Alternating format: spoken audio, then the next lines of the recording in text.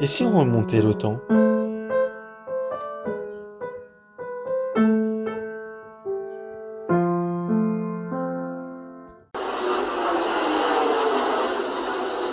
L'inimaginable va se produire.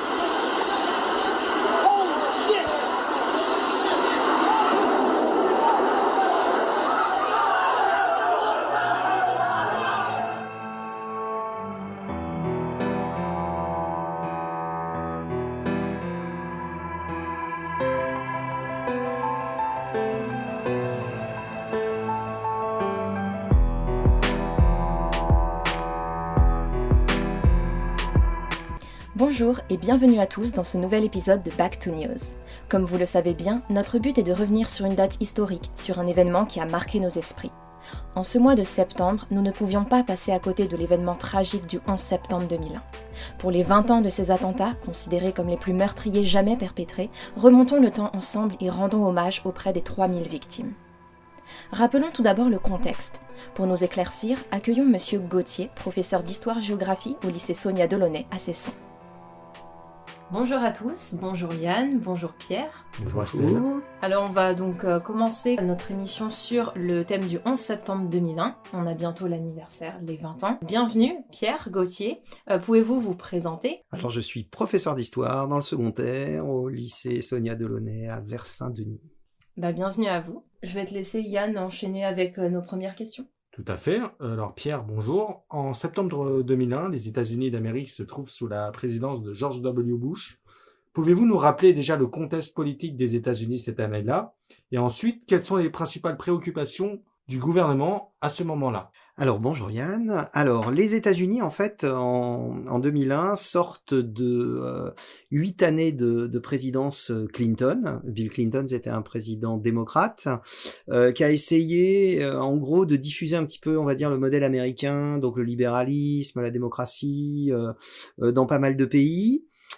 Et donc, après avoir terminé son deuxième mandat, Bill Clinton donc est obligé de quitter la présidence. Et donc, il y a des élections qui ont lieu en 2000. Et à ces élections, donc, s'opposent Al Gore, qui était le vice-président de Bill Clinton, et George W. Bush. Et dans un contexte très particulier, c'est George W. Bush qui est élu. Alors, on a beaucoup parlé de cette élection aux États-Unis en 2000 parce qu'en fait, et ça c'est le système américain qui veut ça, Al Gore a obtenu plus de voix que George W. Bush, mais le système très particulier de l'élection aux États-Unis avec une élection en gros avec un suffrage indirect fait que c'est quand même George W. Bush qui devient président. Et donc George W. c'est le fils de George Bush, c'est un républicain. Alors, les républicains, il y a deux familles politiques aux États-Unis, les démocrates et les républicains. Les républicains, on va dire que c'est plutôt les conservateurs. C'est-à-dire, quand on regarde le programme de Bush, c'est un programme qui vise à limiter l'accès à l'avortement, à réaffirmer la peine de mort, à essayer de mettre plus de libéralisme, en fait, dans l'économie, essayer de privatiser le système des retraites. C'est un gouvernement qui n'accepte pas, par exemple, les contraintes liées à l'environnement qui avaient été posées dans les protocoles de Kyoto. Le grand credo des Américains, c'est on paye moins d'impôts, donc baisser la charge fiscale. Et pour baisser la charge fiscale, il faut en fait que le gouvernement fasse moins de choses, puisque s'il y a moins d'argent qui rentre, le gouvernement fera moins. Donc souvent les républicains, c'est des coupes sombres qui sont faites dans les budgets sociaux, dans le budget de l'éducation, dans le budget de la santé, etc. À l'inverse des démocrates. À l'inverse des démocrates. Et au contraire, cet argent qu'en fait ils récupèrent au niveau social, si j'ose dire, ils l'injectent au niveau militaire et George W. Bush prévoit une très forte augmentation des dépenses militaires. En fait, ça illustre les militaires qui sont arrivés au pouvoir avec Ronald Reagan au début des années 80 aux États-Unis. On les appelle les faucons, ces militaires. Ce sont des gens qui veulent absolument renforcer l'appareil militaire des États-Unis en développant notamment la très très haute technologie de l'armée. Ça coûte très cher. Donc il faut beaucoup d'armement. Et ça a fait ses preuves lors de la guerre du Golfe, la première guerre du Golfe qui a eu lieu en 90-91, au cours de laquelle on a bien vu c'est ce nouvel arsenal que les États-Unis ont mis en place. Alors avec Clinton, il y a eu une pause à peu près pendant 8 ans, et là avec Bush, ça redémarre. Au niveau économique, la situation est globalement bonne aux États-Unis. L'international, c'est mauvais. Alors, à l'international, c'est mauvais. Disons que le contexte, c'est un contexte de concurrence pour les États-Unis. Les États-Unis se retrouvent en concurrence commerciale avec les Chinois pour la première fois. C'est l'époque où la Chine vraiment se développe énormément et commence à gravir les échelons de la puissance économique. Et donc, ils ont à faire face à un nouveau concurrent qui s'avère être redoutable, qui gagne en puissance de façon très importante. Et au niveau international, on est globalement quand même dans une époque où émerge une nouvelle forme de menace, qui est le terrorisme international. Donc justement, en parlant de terrorisme, le terrorisme est-il déjà présent dans le pays et dans le monde, ou se fait-il encore discret, on n'en entend pas beaucoup parler peut-être à ce moment-là? Alors en fait, l'action terroriste, qui consiste en fait à faire peur aux individus, puisque c'est ça le terrorisme, c'est le but, c'est de terroriser la population, c'est une action qui est très très ancienne. Ça a même été théorisé dès le milieu du 19e siècle, où il y a eu des courants, notamment au développement du marxisme. Il y a toute une branche du marxisme naissant au milieu du 19e siècle qui considère que l'action terroriste doit être un moyen d'action politique. Donc c'est quelque chose qui existe déjà. Ces apprentis terroristes, on les a retrouvés par exemple en Italie, etc., dans une mouvance qu'on appelle l'anarchisme en fait. Il y a une branche de l'anarchisme qui va vers l'action terroriste. Il faut se souvenir par exemple qu'en France, le président de la République que personne ne connaît, qui s'appelle Casimir Perier, a été assassiné en 1894 par un anarchiste justement italien. Donc ce genre d'action, mais qui visait une seule personne, existe déjà. Le terrorisme, après, il a pris un petit peu plus d'importance justement avec le développement de l'anarchisme, par exemple aux États-Unis dans les années 20, avec des gens qui commencent à poser des bombes, etc.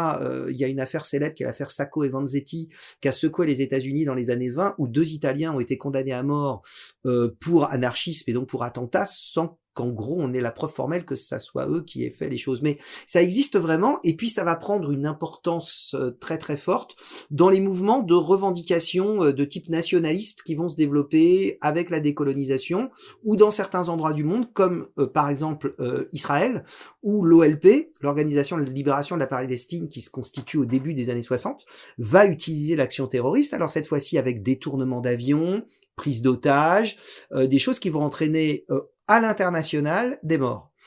Et La plus nouveauté, le terrorisme sous lequel on le connaît aujourd'hui. voilà, c'est ça. La nouveauté, si vous voulez, du terrorisme qui va se développer donc au début des années 90, c'est ce terrorisme donc djihadiste international qui va se développer donc avec Al-Qaïda. Donc justement, l'organisation terroriste islamiste, est-ce qu'au niveau de la population, elle était déjà connue, ou alors ce nom-là, donc Al-Qaïda, les gens ne savaient pas de quoi on parlait?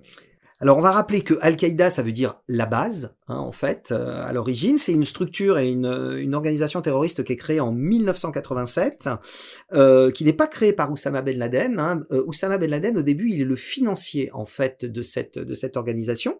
Et à la mort du créateur, en 1989, c'est Ben Laden qui va prendre la suite. On devient le leader. Ouais, c'est ça. La particularité de ce terrorisme-là, c'est donc un terrorisme djihadiste, c'est-à-dire que pour une petite minorité de musulmans qu'on appelle les salafistes djihadistes, il y a la volonté de retourner aux sources de l'islam et de concevoir le djihad, c'est-à-dire la bataille pour la foi, la guerre pour la foi, c'est ça que ça veut dire djihad, de considérer le djihad au sens premier du terme, c'est-à-dire qu'il faut prendre les armes à l'international pour aller tuer des individus. Et l'élément déclencheur qui va faire que Oussama Ben Laden va choisir de développer un terrorisme à l'international, c'est la première guerre du Golfe, en fait. Parce que Ben Laden ne tolère pas que des troupes américaines et alliés des Américains lors de la première guerre du Golfe est stationné sur le territoire de l'Arabie Saoudite, qui est pour lui le territoire des lieux saints d'islam. C'est là qu'on trouve la Mecque, premier lieu saint, Médine, deuxième lieu saint d'islam. Et il considère que les Occidentaux, les enfants de Satan, comme il va les appeler, les croisés même, on retrouve une terminologie médiévale en fait, qui est utilisée par Al-Qaïda. Il considère que les croisés, si je reprends cette appellation, ont souillé la terre d'islam, et qu'il faut donc réparer cette souillure. Et c'est donc à partir de 91-92 que vont se développer des attentats de plus en plus importants contre les États-Unis, mais en dehors du territoire des États-Unis, là où il y a des bases militaires américaines, contre des bâtiments militaires américains, contre des ambassades, mais aussi en 93, il y a un premier attentat contre le World Trade Center avec une bombe qui explose au World Trade Center. Il y a quelques morts à ce moment-là, et c'est déjà Al-Qaïda. C'est-à-dire qu'Al-Qaïda commence son action au début des années 90. Alors, on connaît Al-Qaïda à partir de ce moment-là, les gens le connaissent, mais en fait, les actions terroristes vont aller crescendo jusqu'à ce fameux 11 septembre. Justement, revenons un peu sur l'attentat, et c'est très intéressant parce que beaucoup de gens oublient qu'il y a eu un premier attentat en 93 contre les Tours Jumelles.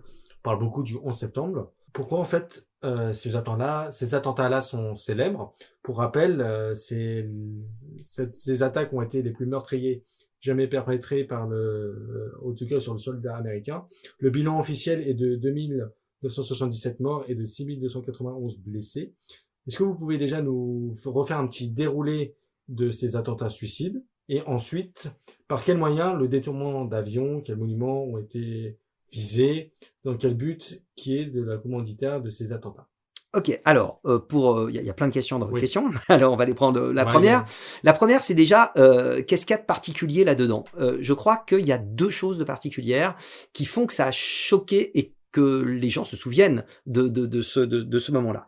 La première des choses, c'est bien sûr les destructions et le nombre de victimes. Donc les tours du World Trade Center, le Pentagone qui est le cœur même du commandement militaire américain qui est touché.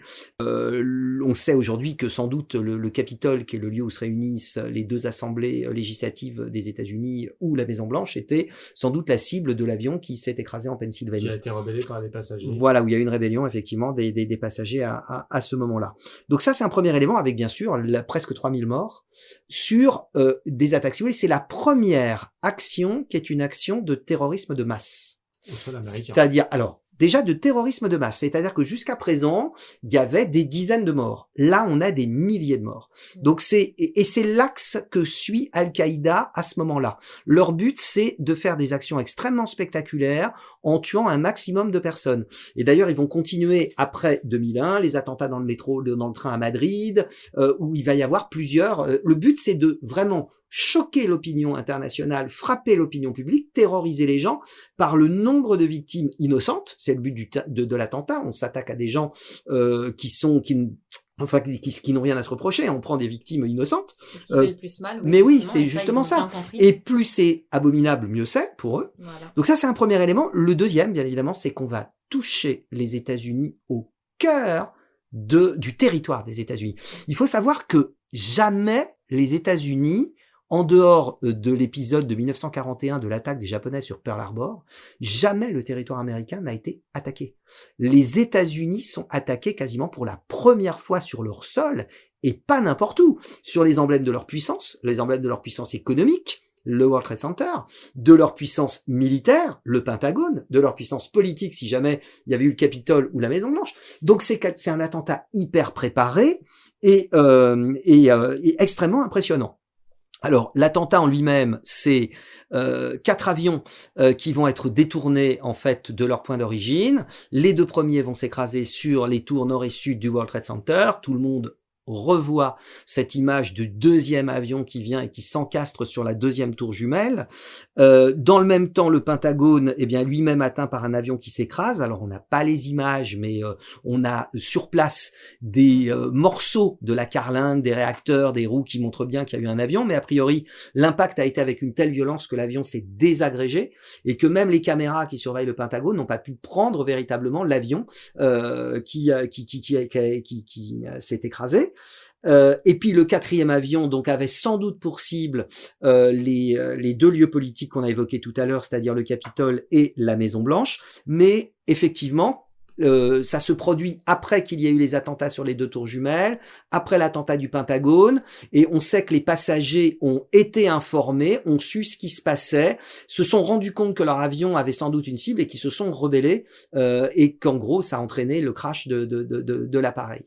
11 pirates de l'air tous de nationalité en provenance d'Arabie Saoudite, qui se sont fondus dans la population, hein, parce que c'est comme ça qu'Al-Qaïda fait.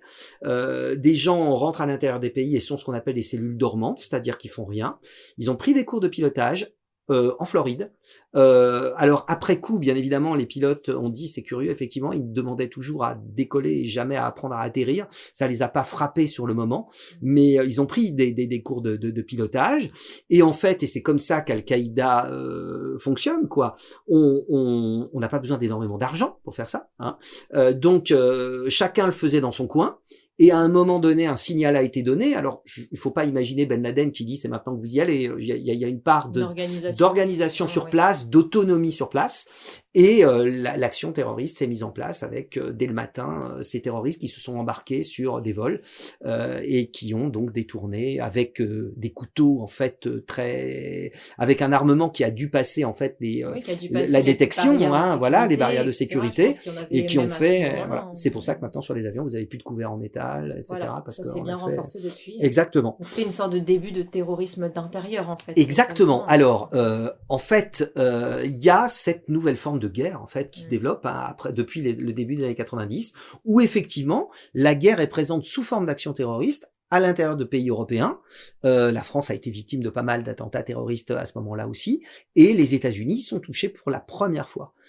Et c'est ça, si vous voulez, la nouveauté, c'est que là, il y a vraiment une action extrêmement spectaculaire qui est faite au cœur de la puissance mondiale, avec une impréparation des États-Unis par rapport à cela, une déficience des services de renseignement. Les services secrets avaient pourtant informé, les services secrets français avaient pourtant informé les États-Unis qu'il y avait quelque chose de pas clair qui était en train de se préparer. Sans doute les États-Unis, comme à leur habitude, ont pris de haut la France. Il y a eu une grosse défaillance de la CIA qui a préféré les nouvelles technologies d'écoute, etc. Mais là, en fait, les terroristes n'ont pas utilisé justement les téléphones portables, etc. parce qu'ils savaient très bien qu'on pouvait se faire repérer. Donc eux, ils ont fonctionné à l'ancienne. Et en fait, les techniques ultra modernes de surveillance de la CIA à ce moment-là et du FBI n'ont pas permis en fait d'envisager les choses. Et les États-Unis sont littéralement pris de court. On le voit bien, on a tous ces images en tête du président américain qui visite une école à ce moment-là. Il y a quelqu'un qui vient lui parler à l'oreille et puis il s'en va.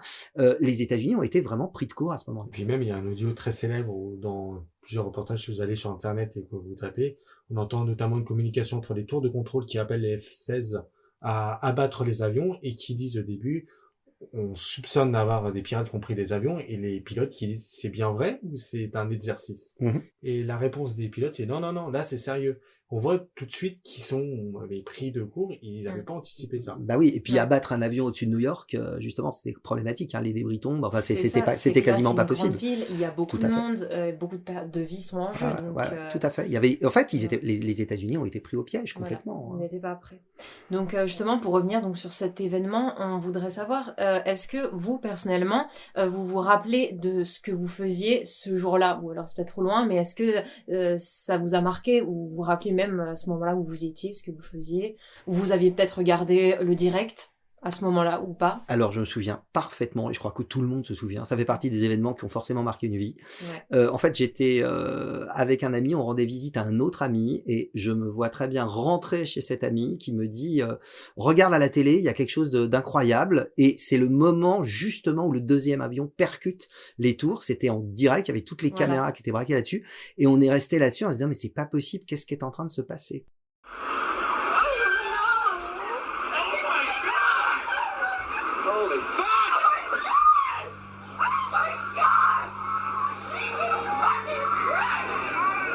18 minutes après le crash, un deuxième avion kamikaze vient s'encastrer dans la tour sud du World Trade Center. Et puis après, il y a toutes les informations qui nous disent c'est le deuxième attentat. Le Pentagone nous apprend que le Pentagone a été attaqué, et on a l'impression que ça va pas s'arrêter, quoi, parce que et la panique aux États-unis. Et là, alors bien sûr, on s'est tous branchés après non-stop sur les radios. Et le soir, les images de cet avion qui percute la deuxième tour. Alors il y a celui qui rentre dans la première, puisque ça a été été filmés par des individus avec leur portable. Mais le deuxième, c'est les télés. Toutes les télés sont déjà mobilisées. On est aux États-Unis, ça va très très vite. Hein. On est à New York en plus, donc on est au cœur du système médiatique. Et oui, bien sûr. Et la plupart des gens qui sont de ma génération se souviennent parfaitement de ce qu'ils ont fait à ce moment-là. Je pense que c'est vraiment l'événement qui marque la fin d'un siècle. On a quitté le XXe siècle avec cet événement et on est rentré dans une autre époque. Véritablement. Il y a une rupture fondamentale. Il y a avant le 11 septembre et il y a après. Et puis l'image aussi de New York sous les fumées quand les deux tours oui, avec tous ces débris, le fait qu'on ne voit rien. On peut penser que c'est un film. Et en fait, pas du tout, c'est la réalité. Ouais, beaucoup de gens, quand ils ont pris en route, ont cru que c'était un feuilleton. Voilà. Il y a la particularité du direct aussi, c'est la première fois qu'on filme en direct. Ça, c'est un autre élément, si vous voulez, qui va donner du retentissement à ce qui s'est passé le 11 septembre. C'est que et d'ailleurs, Al-Qaïda se sert de ça, c'est un attentat qui est un ensemble d'attentats qui est totalement médiatisé. En une fraction de seconde, en quelques minutes, le monde entier voit ce qui se passe aux États-Unis. Ouais.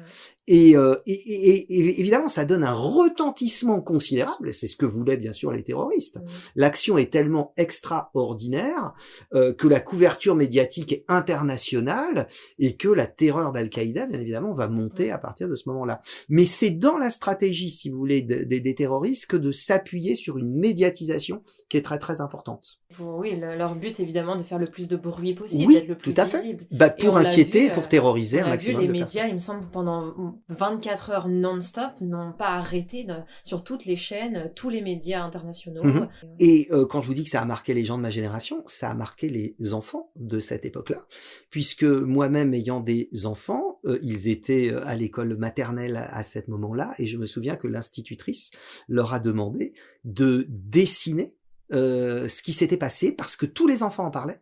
Et pourtant, on avait fait très attention à pas montrer ces images qui tournaient en boucle, mais même si on cherche pas, ils les ont forcément vues. Et même les jeunes ont été impactés, en fait. Et en effet, les parents ont aussi, pour certains, essayé de le cacher, parce que les enfants se demandent ce qui se passe. Bien sûr. Mais voilà, les enfants ont ressenti l'angoisse, ils ont compris qu'il y avait quelque chose de grave, sans comprendre ce qu'était le terrorisme, etc. C'est bien trop compliqué. Mais il y a eu, voilà, les enfants aujourd'hui ont encore des images assez fraîches. Nous, on a des souvenirs assez clairs de cette période. On était à l'école à ce moment-là. Et ouais, vous aviez 6-7 ans à l'époque. Donc ça marque aussi les enfants. Ouais.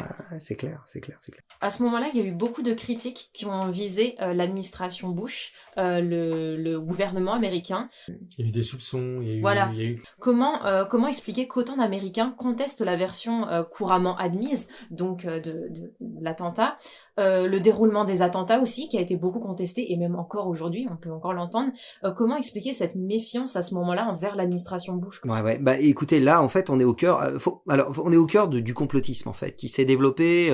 Le complotisme, c'est donc un courant de pensée qui considère qu'un certain nombre d'événements qui se sont produits ne se sont pas produits, ou alors qu'on nous a menti sur la façon avec laquelle ça s'est produit.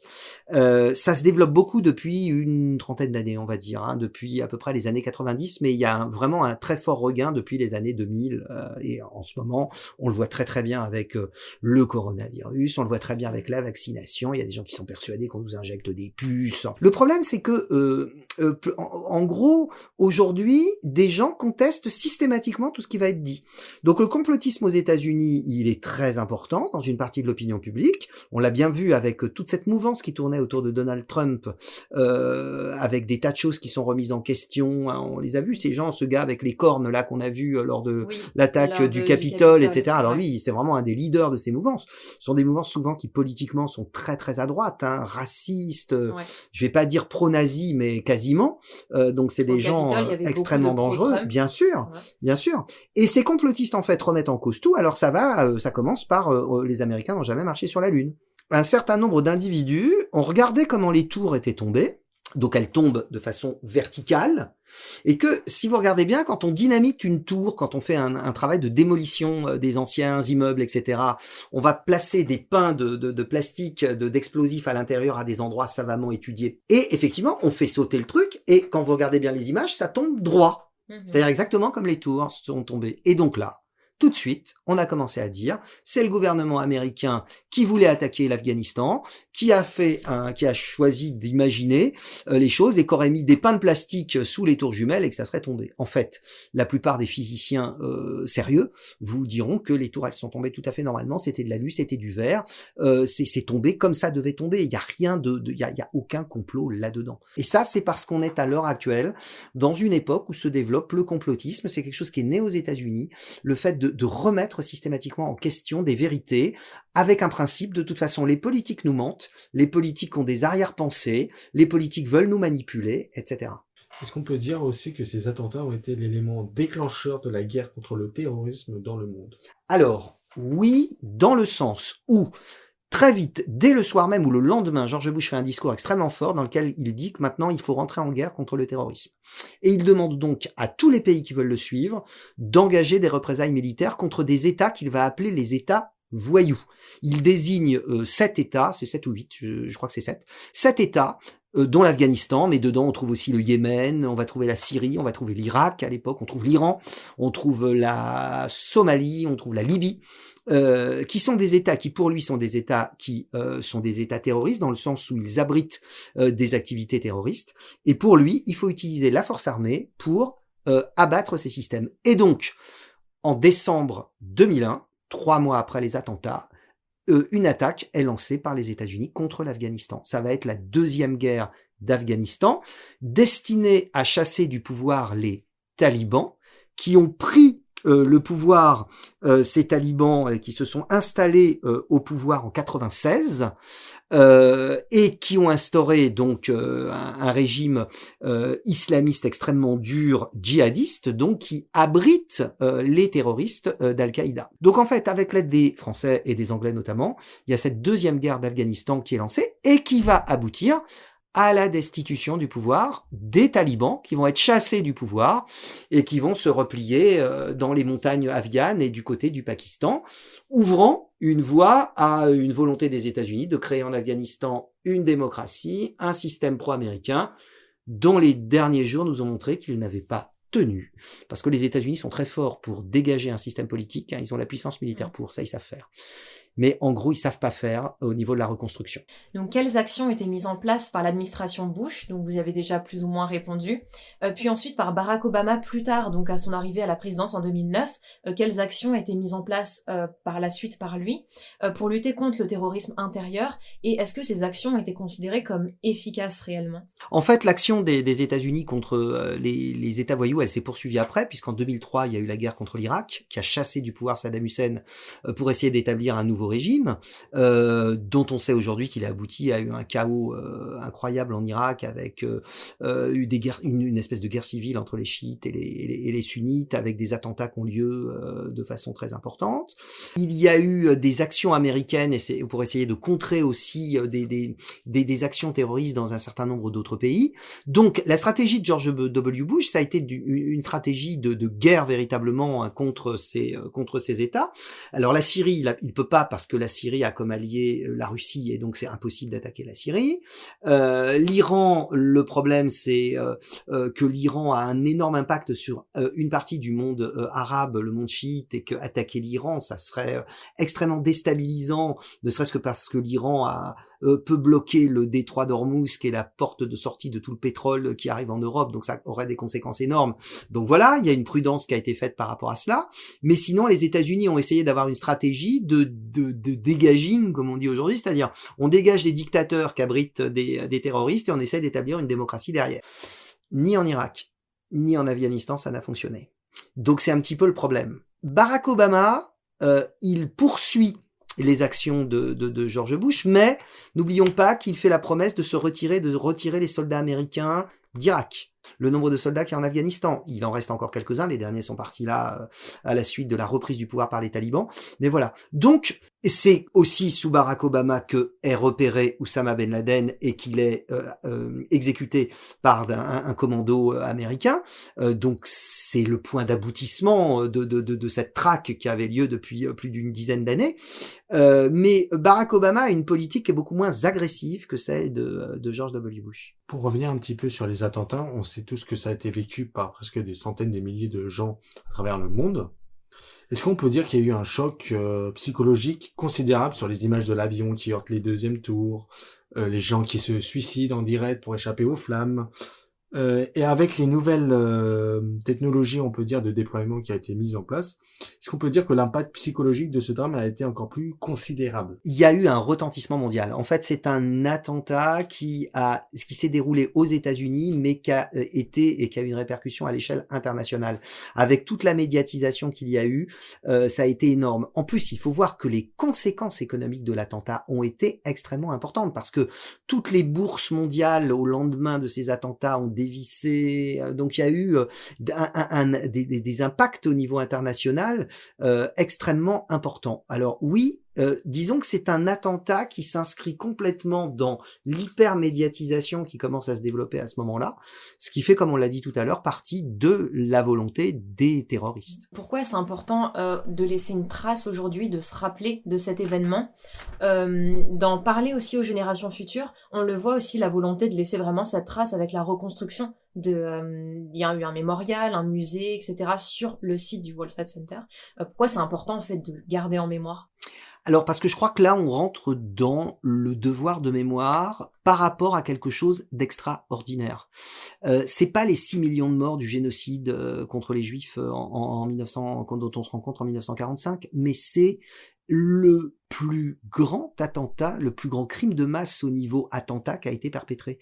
Et là-dessus, on est sur quelque chose d'extraordinaire. Je crois que les États-Unis ont besoin, parce que je crois qu'un peuple, quand il est comme ça secoué par quelque chose de très important, a besoin de faire un devoir de mémoire. On a besoin de se souvenir. Alors se souvenir, c'est très important pour montrer que quelque chose a existé, pour aller contre la théorie du complot justement, et ce musée, le musée qui est au niveau du mémorial à Ground Zero, donc l'endroit où les deux tours sont dégringolées, montre des objets véritablement qui sont des objets qui ont été récupérés sur le lieu au septembre. Alors la fontaine, c'est le mémorial pour se souvenir. Oui, avec les emplacements des tours, voilà, des faisceaux numériques. Voilà. Donc ça, on est sur l'endroit pour réactiver la mémoire, qu'on se rende compte que là, il y avait ces tours qui existaient avant. Mais le musée va vous montrer des trains d'atterrissage, des objets qu'il y avait dans les avions, des choses.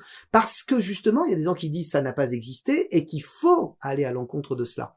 Et puis, un peuple se soude aussi souvent autour d'actes qui sont extrêmement dramatiques, et c'est aussi important au niveau politique. Je crois que toutes les sociétés, quand elles sont touchées par un drame terrible, ont besoin de se souvenir. C'est une façon aussi de l'intégrer, c'est une façon d'exorciser un petit peu l'horreur qui a été celle du 11 septembre. Merci Pierre Gauthier pour votre interview, et puis on vous souhaite de vous retrouver pour le prochain numéro, pourquoi pas. Merci à vous. Merci à vous.